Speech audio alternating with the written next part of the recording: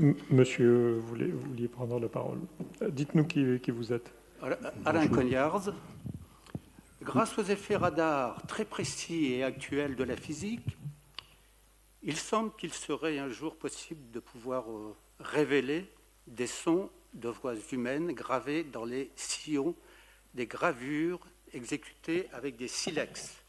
Et là, on est à une profondeur temporelle vertigineuse. C'est aux aurores de l'humanité.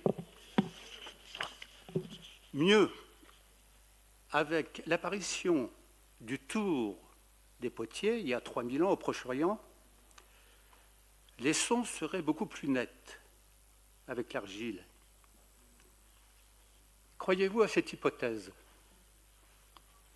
d'avoir accès un jour à ces sons gravés dans les sillons? Bon, disons, l'hypothèse est séduisante, alors c'est ce que j'évoque à la fin. Après, il faut regarder un peu les ordres de grandeur. Donc, quand on regarde les ordres de grandeur, il faut voir... déjà, on réfléchit un peu à ces choses-là. C'est-à-dire que si on dit qu'un tour fait...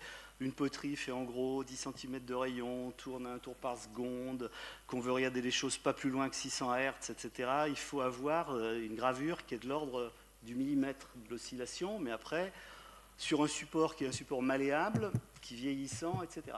Ceci dit, je ne crois pas que jamais personne n'ait fait l'expérience. Voilà. On avait une fausse expérience qui est sortie un jour, mais c'était un poisson d'avril.